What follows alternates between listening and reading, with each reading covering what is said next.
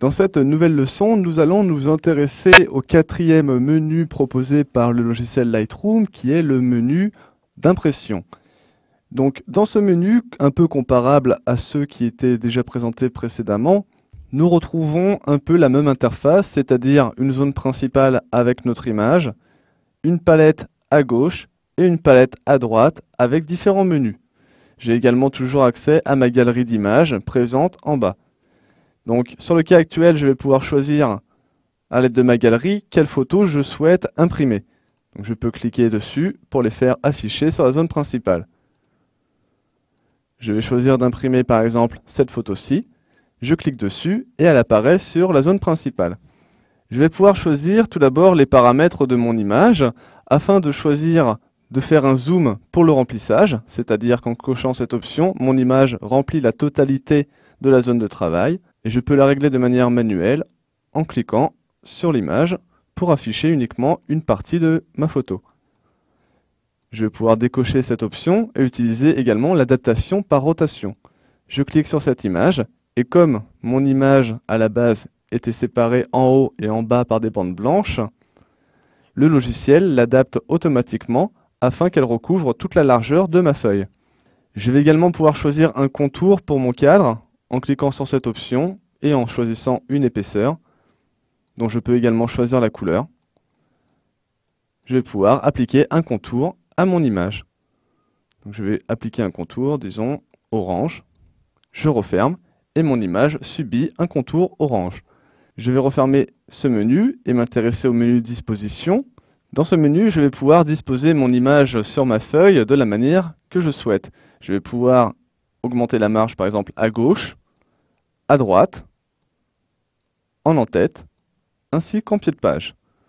Donc je vais pouvoir, à l'aide de ces différentes options, pouvoir placer mon image exactement où je souhaite sur ma feuille. Je vais pouvoir également utiliser un quadrillage, donc diviser ma feuille en lignes et en colonnes. Donc chacune de ces nouvelles cellules qui ont été créées à l'aide de cet outil vont me permettre d'accueillir une nouvelle photo, si je souhaite imprimer plusieurs photos. Donc afin de rajouter de nouvelles images, actuellement je n'en ai qu'une sélectionnée, il va me suffire de sélectionner la totalité de mes images. Et ils sont intégrés automatiquement sur la feuille. Je constate également qu'elles subissent l'effet de contour. Donc actuellement, n'ayant que 4 images à ma disposition, je vais choisir donc 2 lignes et 2 colonnes. Et j'ai donc mes images qui sont disposées sur chacune de leurs cellules. En dessous, je vais pouvoir apporter de plus amples modifications sur ces outils, comme par exemple régler la hauteur de mes cellules, ainsi que leur largeur, afin d'insérer une sorte de gouttière ici, un espacement entre chacune de mes cellules. Si je descends un peu plus bas, j'arrive cette fois-ci à un nouveau menu qui est le menu repère. Je vais pouvoir choisir d'afficher ou non la règle étant l'outil présent en haut et en bas, qui va me permettre d'ajuster de manière très précise mes différentes cellules. Par exemple, en cliquant sur la ligne en bas de ma première cellule, je vois une double flèche, je clique et je glisse en bas ou en haut, et je vois en même temps à droite un nombre de centimètres qui bouge en fonction de ma souris.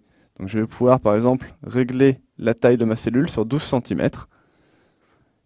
Et également la même chose en largeur. Je vais vouloir régler sur une largeur de, disons, 9,44 cm.